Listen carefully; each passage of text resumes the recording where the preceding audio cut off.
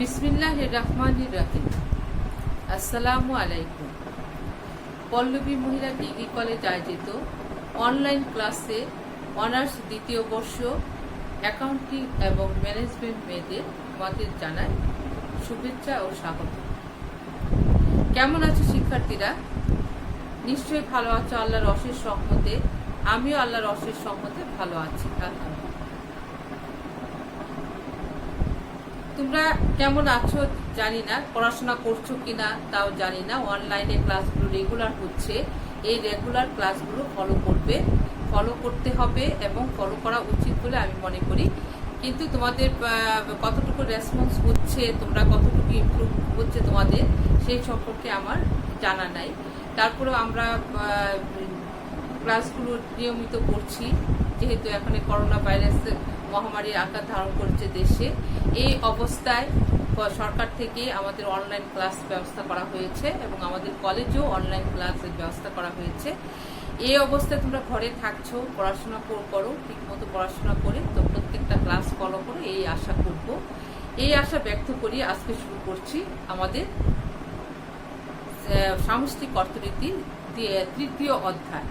প্রিয় শিক্ষার্থীরা, আমি তৃতীয় অধ্যায় পড়াচ্ছি তোমাদের স্বল্প মেয়াদের চ্যাপ্টারে। তোমাদের আমি আজকে পড়াবো ভারসাম্য বিনিয়োগ নির্ধারণ। এতদিন অনেক কিছু পড়িয়েছি, নিশ্চয়ই দেখেছ। আজকে পড়াবো ভারসাম্য বিনিয়োগ নির্ধারণ, অর্থাৎ ডিটারমিনেশন অফ ইকুইলিব্রিয়াম ইনভেস্টমেন্ট, অর্থাৎ ভারসাম্য বিনিয়োগ নির্ধারণ। এইখানে কাম্য নির্ধারণ, বিনিয়োগ স্তর নির্ধারণও আছে। এইটাকে আবার বলা হয় কেন্সীয় বিনিয়োগ তত্ত্ব। তাহলে শিক্ষার্থীরা, আজকে আমাদের প্রথম টপিকসটা হচ্ছে ভারসাম্য বিনিয়োগ নির্ধারণ। একে কাম্য বিনিয়োগ স্তর নির্ধারণ করা হয়ে থাকে, আবার কেন্সীয় বিনিয়োগ তত্ত্ব নামেও এটা পরিচিত। প্রিয় শিক্ষার্থীরা, আমরা জানি যে বিনিয়োগকারীদের মূল উদ্দেশ্য হচ্ছে মুনাফা সর্বোচ্চ করা, এবং একজন বিনিয়োগকারী সে পরিমাণ বিনিয়োগ করলে বিনিয়োগকারীর মুনাফা সর্বোচ্চ হবে হয় তাকে বলা হয় ভারসাম্য বিনিয়োগ বা কাম্য বিনিয়োগ। অর্থাৎ যে পরিমাণ বিনিয়োগ করলে বিনিয়োগকারীদের মুনাফা সর্বোচ্চ হবে এবং তাকে বলা হয় ভারসাম্য বিনিয়োগ বা কাম্য বিনিয়োগ স্তর। ভারসাম্য বিনিয়োগ স্তরের নির্ধারণের পর বিনিয়োগকারীগণ আর বিনিয়োগ বাড়াবে না বা আর বিনিয়োগ কমাতেও চায় না, কারণ ভারসাম্য অবস্থায় যখন পৌঁছায় তখন তাদের একটা কাম্য অবস্থায় পৌঁছে যায়। এই অবস্থা থেকে বাড়াতেও চায় না, কমাতেও চায় না। অর্থনীতিবিদ কেইন্স তার বিখ্যাত গ্রন্থ the general theory of employment, interest and মানিতে ভারসাম্য বিনিয়োগ স্তর নির্ধারণের ব্যাপারে যে বক্তব্য রাখেন তা করেন অর্থনীতিতে, তা কেইন্সের বিনিয়োগ তত্ত্ব নামে পরিচিত। কেইন্সের মতে বিনিয়োগ প্রধানত দুইটি বিষয়ের উপর নির্ভর করে। শিক্ষার্থীরা দেখো, কেইন্সের মতে বিনিয়োগ প্রধানত দুটি বিষয়ের উপর নির্ভর করে। এক হচ্ছে মূলধনের প্রান্তিক দক্ষতা, মূলধনের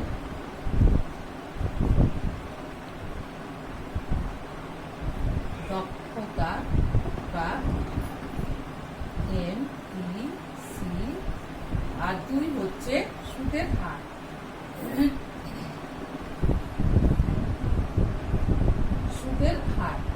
তাহলে শিক্ষার্থীরা কি বলছে দেখো, যে কেইন্সের মতে বিনিয়োগ প্রধানত দুটি বিষয়ের উপর নির্ভর করে।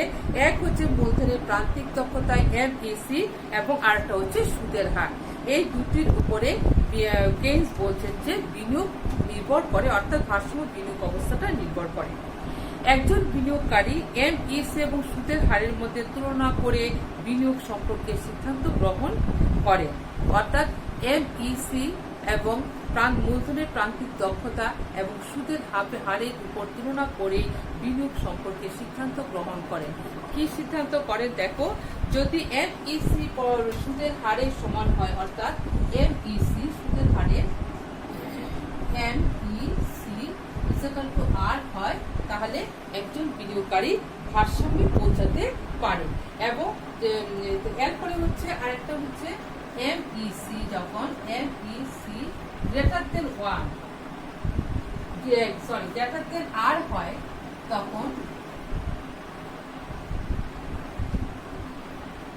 এমইসি যখন গ্রেটার দেন আর হয় তখন কি হবে, বিনিয়োগ বাড়বে। অর্থাৎ এমইসি যখন আর হবে তখন বিনিয়োগটা বাড়বে, বিনিয়োগ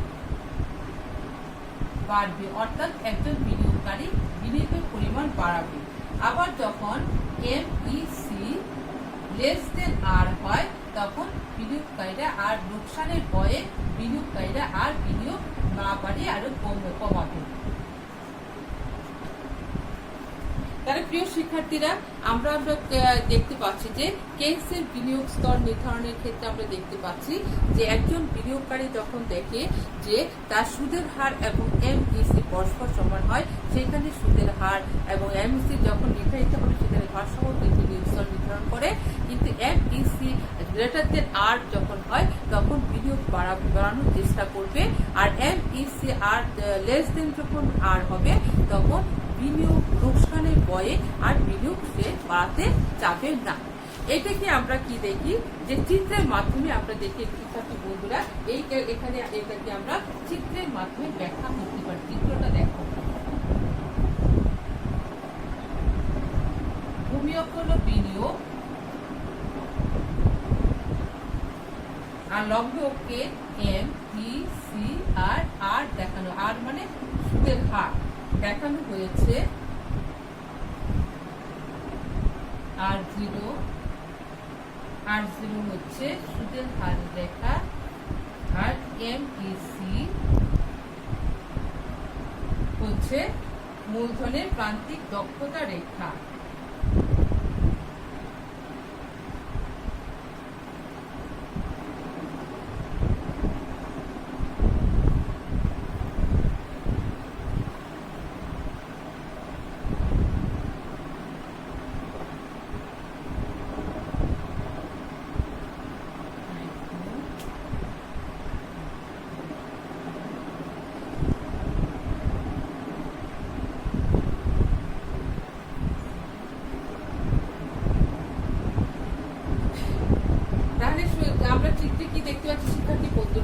দেখো যে ভূমি অক্ষে হচ্ছে ওএক্স অক্ষে যে বিনিয়োগ দেখানো হয়েছে, ওয়াই অক্ষে হচ্ছে এমইসি এবং আর দেখানো হয়েছে। এখন দেখো এমইসি হচ্ছে মূলধনের প্রান্তিক দক্ষতা। এমইসি রেখার ডান দিকে নিম্নগামী, কারণ এখানে ক্রমশ উৎপাদন ক্ষেত্রে ক্রমশ প্রান্তিক উৎপাদন দিকে এখানে কার্যকর, এই জন্য এমইসি রেখাটা বাঁ দিক থেকে ডান দিকে নিম্নগামী হয়ে থাকে। এখন শিক্ষার্থী বন্ধুরা দেখছো যে ই বিন্দুতে আমরা এখানে ই বিন্দু দেখি আর জিরো হচ্ছে সুদের হার রেখা, আর এমইসি হচ্ছে এটা এই রেখাটা বাঁ দিক থেকে ডান দিকে নিম্নগামী। এই এমইসি রেখা আর জিরো রেখাকে যথাক্রমে ই জিরো বিন্দুতে ছেদ করেছে, অর্থাৎ ই জিরো বিন্দু হচ্ছে ভারসাম্য বিনিয়োগ স্তর নির্ধারণ করা হয়েছে। ই জিরো বিন্দুর বাঁ দিকে যদি আমরা দেখি, অর্থাৎ আই জিরো স্তরে ভারসাম্য নির্ধারিত হয়েছে, আর আই জিরোর পরে যদি আমরা চিন্তা করি আই জিরো আর ই বিন্দুতে হচ্ছে এমইসি ইকুয়াল টু আর, আর এখানে এটা আর হচ্ছে আই টু জিরোতে যদি বিনিয়োগ করা হয় তাহলে এখানে দেখা যাচ্ছে যে এমইসি গ্রেটার দেন আর, অর্থাৎ এখানে এমইসি বেশি আর কম। সুতরাং এখানে দেখা যায় বিনিয়োগকারীরা বেশি বিনিয়োগের আশায় আর আয়ের আশায় ওরা আবার বিনিয়োগের পরিমাণ বাড়িয়ে দিবে আই থেকে আই জিরো বিন্দুতে।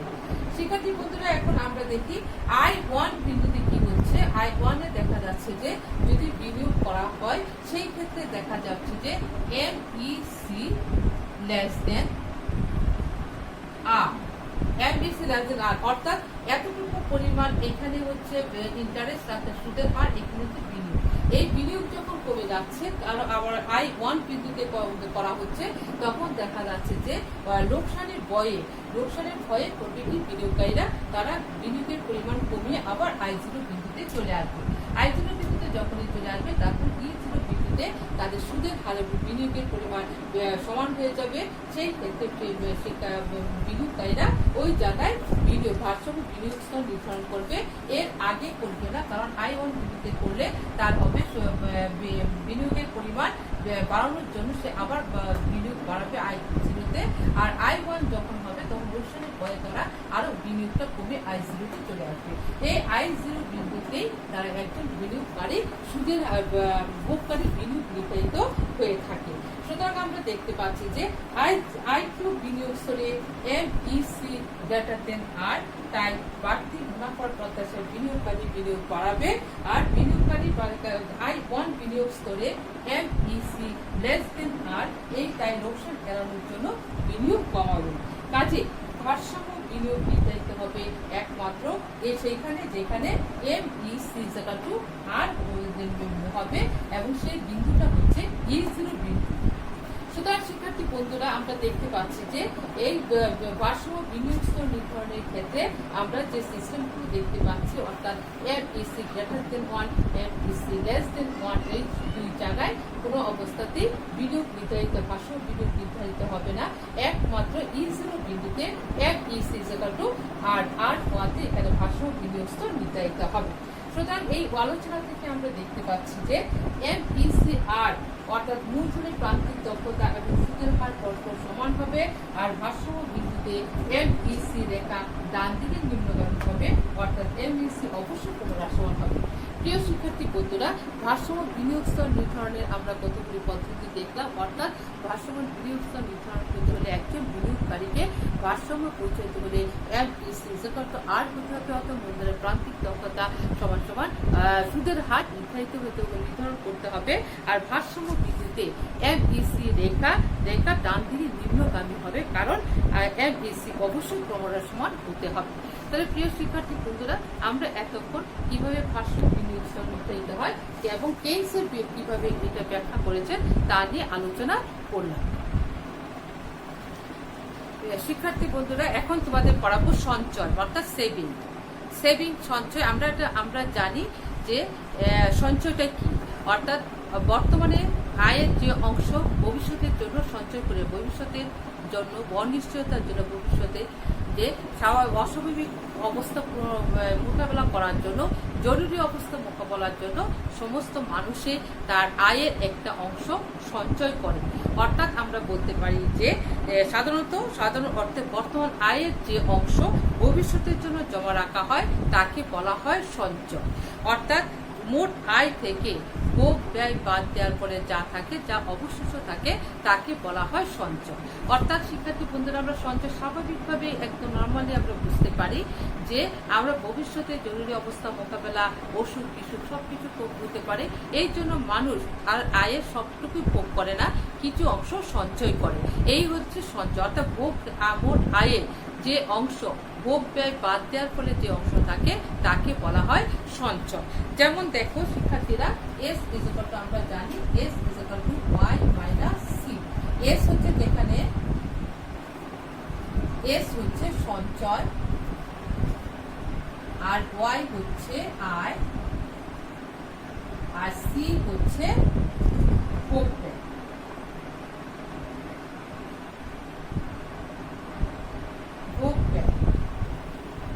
তাহলে শিক্ষার্থী বন্ধুরা দেখো, সঞ্চয় আমরা কিভাবে পাচ্ছি?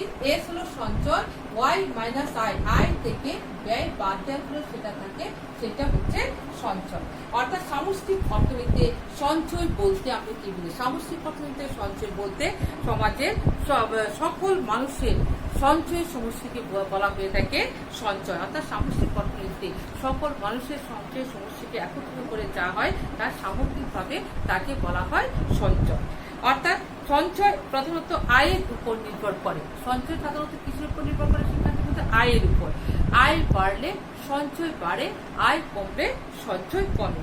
আয় ছাড়াও মানুষের সঞ্চয় প্রবণতা, তার জীবনযাত্রার মান, সামাজিক অবস্থা, সুদের হার ইত্যাদির উপর নির্ভর করে। তাহলে শিক্ষার্থী বন্ধুরা, শুধু সঞ্চয়টা শুধু আয়ের উপরেই নির্ভর করে না, তাদের জীবনযাত্রার মান, সামাজিক অবস্থা, সুদের হার ইত্যাদির উপরও সঞ্চয় নির্ভর করে। সঞ্চয় বলতে তাহলে কি বুঝছি? যে আয়ের যে অংশ ভবিষ্যতের জন্য জমা করে রাখা হয় তাকে সঞ্চয়। অর্থাৎ ভোগ ব্যয় থেকে, মোট আয় থেকে ভোগ ব্যয় বাদ দিতে যা থাকে তাকে বলা হয়ে থাকে সঞ্চয়। অর্থাৎ S Y - C।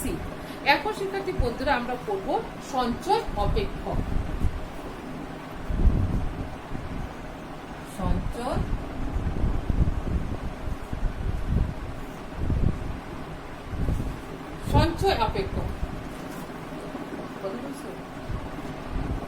সঞ্চয় অপেক্ষক আমরা এখন পড়বো savings function.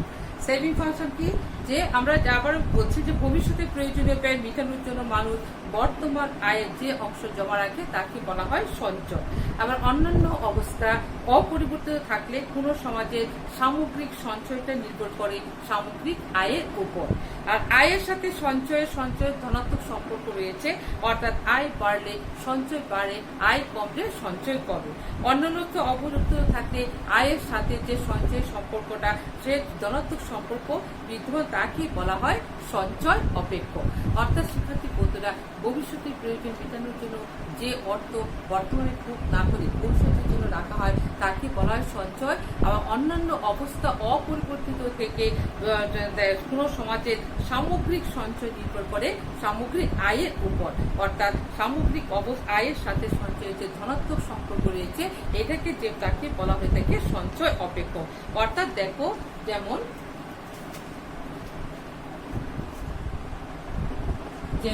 s is equal to function of y, এখানে হচ্ছে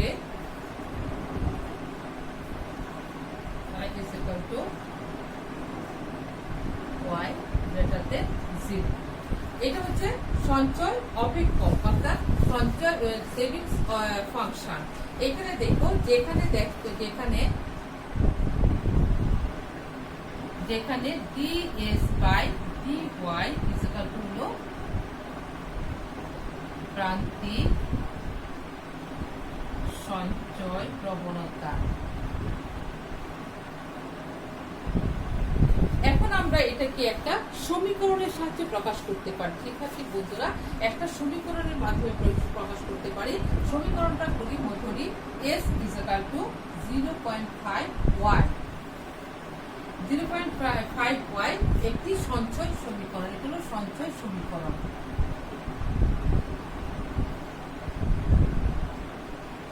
এই সমীকরণকে আমরা যদি চার্টের রূপ দিই তাহলে আমরা চার্টে পাচ্ছি কি, দেখো এটা হলো আয়, ওয়াই, আর হলো সঞ্চয় মানে এক্স। আয় যখন 0 সঞ্চয় তখন 0, আয় যখন 100 সঞ্চয় তখন 50। অর্থাৎ এই সমীকরণের মধ্যে আমরা এই ভ্যালুগুলো বসিয়ে দিলে আমরা এই সঞ্চয়ের অবস্থাটা পেয়ে যাই। আয় যখন 200 তখন সঞ্চয় হচ্ছে 100, আর আয় যখন 300 সঞ্চয় হচ্ছে 150। এটাকে আমরা চিত্রের রূপ দিয়ে দেখি, যে চিত্রে আমরা চিত্রটা একটা আঁকি, চিত্র আঁকলে আমরা কি দেখতে পাই, ভূমি অক্ষে আয়, লম্ব অক্ষে সঞ্চয় দেখানো হয়েছে। এটা হলো 45 ডিগ্রি রেখা, এটা হলো সঞ্চয় অপেক্ষক।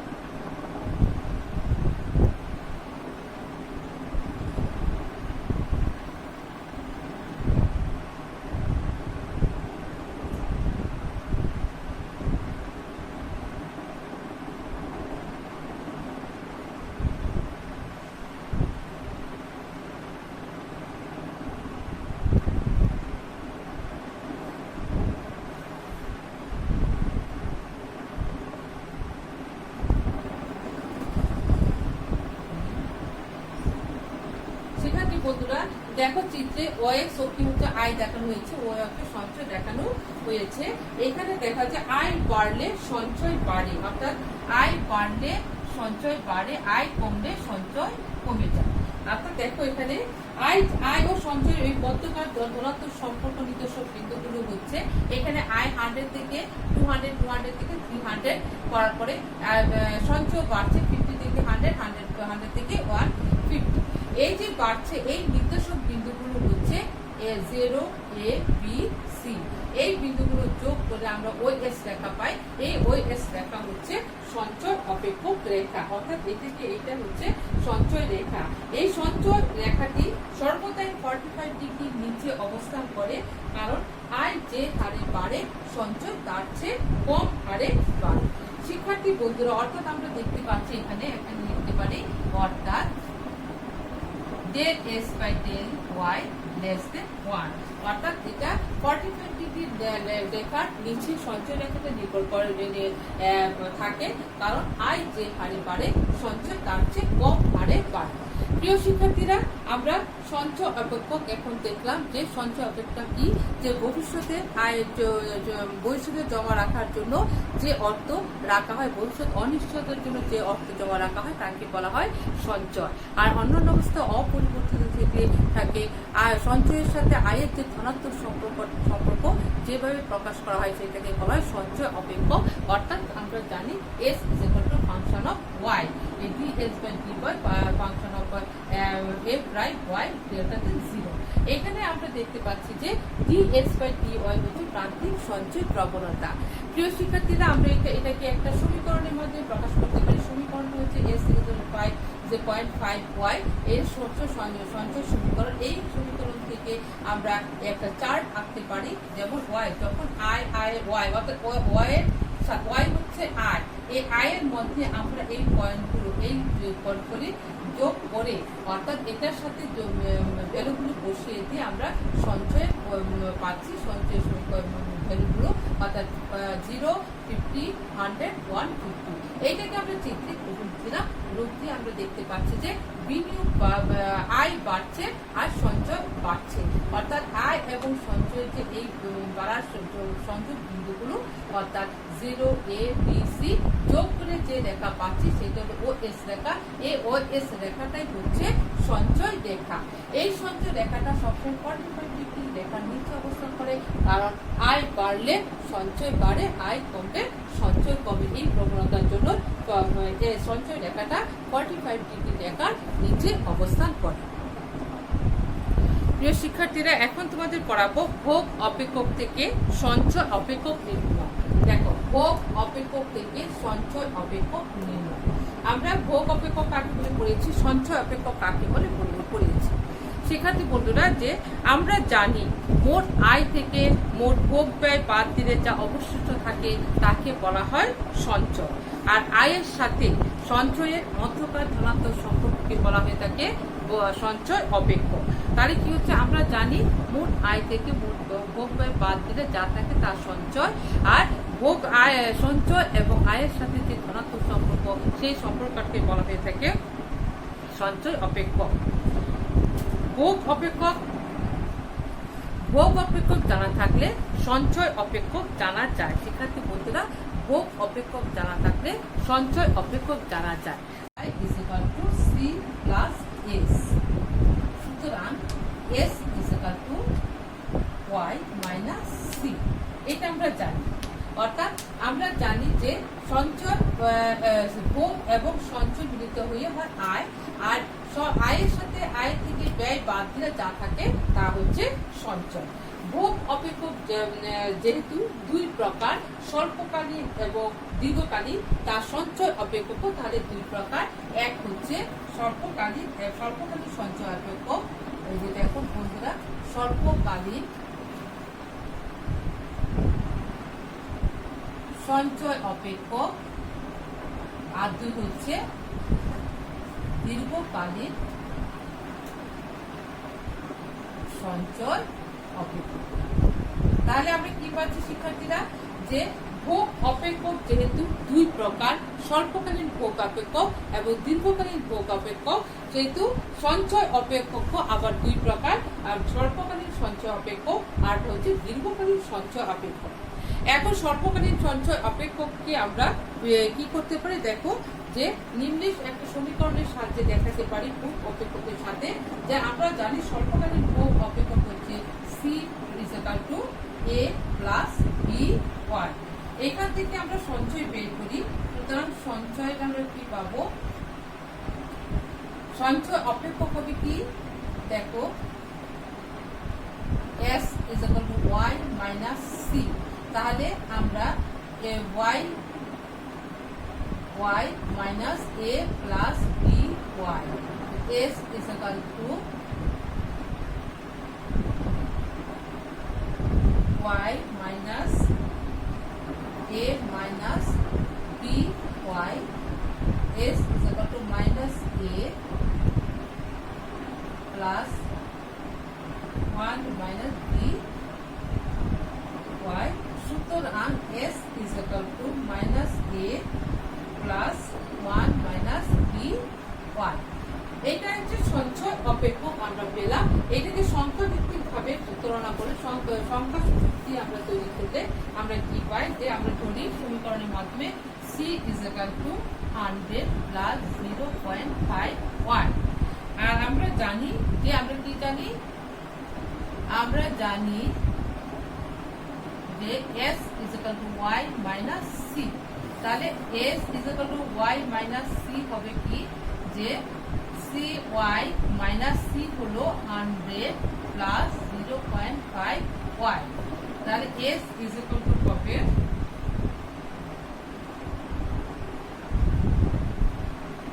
y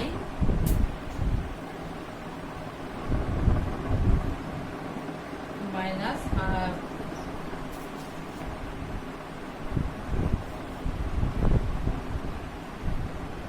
100 minus 0.5y, বা s is equal to হবে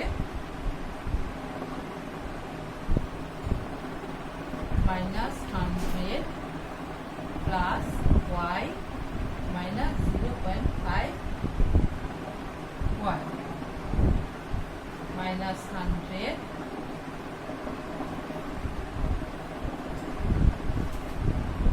s is equal to minus 100 plus একটা y থেকে 0.5 চলে গেলে থাকে 0.5y।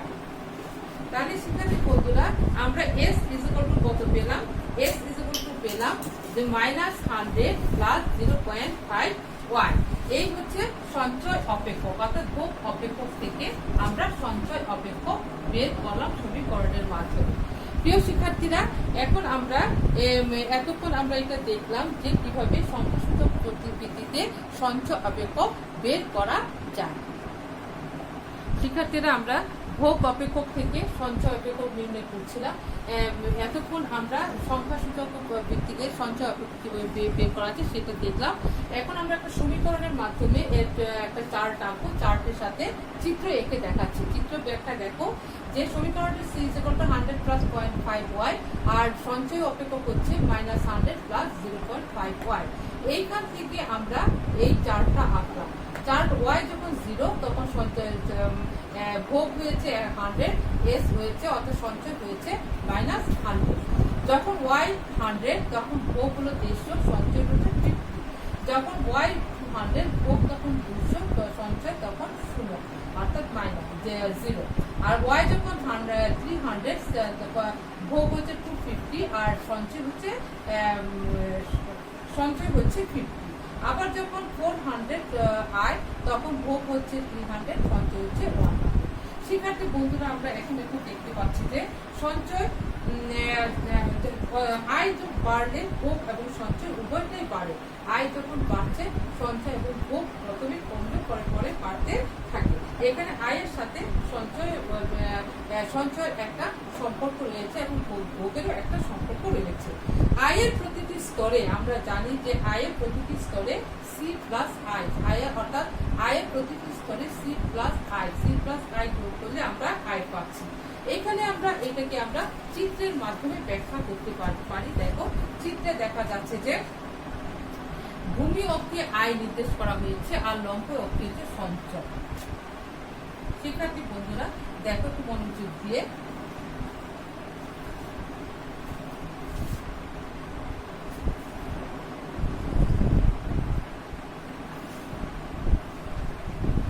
আয় ও ভোগের সম্পর্ক নির্দেশক এ বি রেখাটা দেখো, যে এ বি রেখা,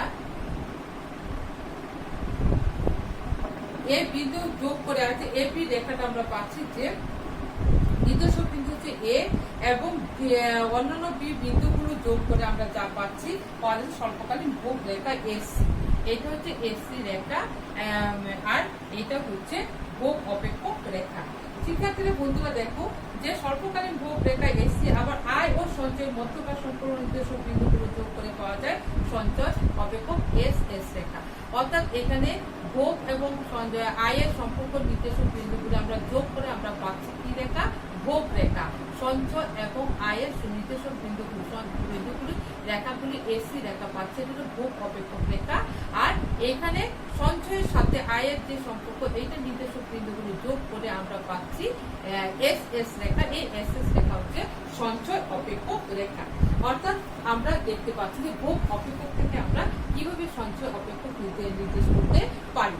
প্রিয় শিক্ষার্থীরা, আমরা আবারও বলছি যে আমরা জানি y is equal to c y is equal to c plus s, অর্থাৎ এই দুটো যোগ করে আমরা y পাচ্ছি। এইভাবে আমরা ভোগ অপেক্ষক থেকে সঞ্চয় অপেক্ষক নির্ণয় করতে পারি। শিক্ষার্থী বন্ধুরা, এখন আমরা পড়ব দীর্ঘকালীন ভোগ অপেক্ষক রেখা, অর্থাৎ দীর্ঘকালীন ভোগ অপেক্ষক রেখা আমরা পড়ব। যে শিক্ষার্থী বন্ধুরা, আমরা জানি দীর্ঘকালীন ভোগ অপেক্ষক হচ্ছে c is equal to দীর্ঘকালীন ভোগ অপেক্ষক c is equal to dy, এটা হলো ভোগ অপেক্ষক রেখা। এটা ভোগ অপেক্ষক সমীকরণ, ভোগ অপেক্ষক।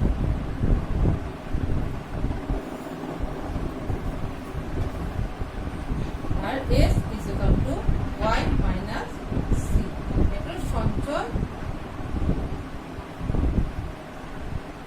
অপেক্ষক। আচ্ছা, দীর্ঘকালীন ভোগ অপেক্ষক হচ্ছে dy, আর সঞ্চয় অপেক্ষক হচ্ছে y বা s is equal to y minus c।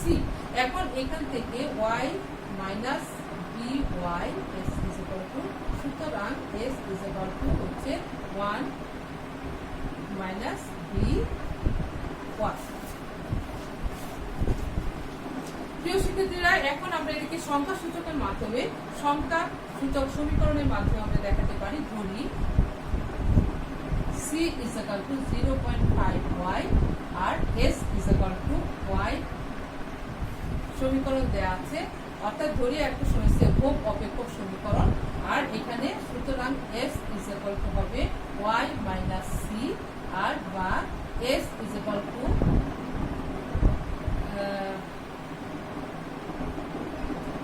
y minus 0.5y, সুতরাং s is equal to 0.5y, কারণ একটা y থেকে 0.5 চলে গেলে আমরা জানি 0.5y থাকবে। এটাকে আমরা একটা সূচির মাধ্যমে প্রকাশ করতে পারি। দেখো শিক্ষার্থী বন্ধুরা, সূচিটা হলো, এটা হলো আয় আর এটা হলো সঞ্চয়। আয় যখন 0 তখন সঞ্চয় হচ্ছে 0, আয় যখন 100 সঞ্চয় তখন হচ্ছে 50, আয় যখন 200 সঞ্চয় তখন হচ্ছে 100, আয় যখন 300 সঞ্চয় হচ্ছে 150। প্রিয় শিক্ষার্থীরা, এই সমীকরণের মধ্যে আমরা y এর মানটা বসিয়ে সঞ্চয়ের মানটা পেয়ে গেলাম। এখানে দেখা যাচ্ছে যে আয় বাড়ছে, সঞ্চয়ের পরিমাণ বাড়ছে, অর্থাৎ প্রাথমিকভাবে যখন আয় 0 তখন সঞ্চয় 0, আয় যখন বাড়ছে সঞ্চয় সেই অনুসারে বাড়ছে, কিন্তু আয় যে হারে বাড়ছে সঞ্চয় তার চেয়ে কম হারে বাড়ছে। প্রিয় শিক্ষার্থীরা, এটাকে আমরা একটা চিত্রের মাধ্যমে প্রকাশ করতে পারি। দেখো চিত্রটা, ভূমি অক্ষে আমরা দেখাচ্ছি আয় আর লম্ব অক্ষে সঞ্চয়। এই হচ্ছে 45 ডিগ্রি রেখা,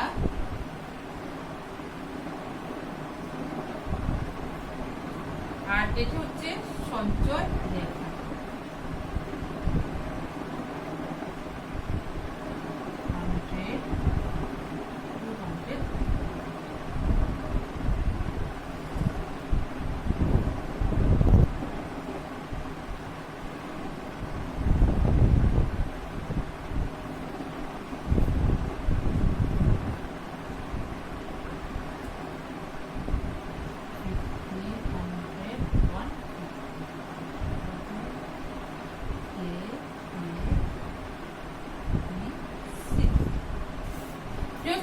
দেখো চিত্রে ভূমি অক্ষে দেখা যায় আয়, লম্ব অক্ষে সঞ্চয় দেখানো হয়েছে। দেখা যাচ্ছে যে আয় যখন 0 সঞ্চয় তখন 0।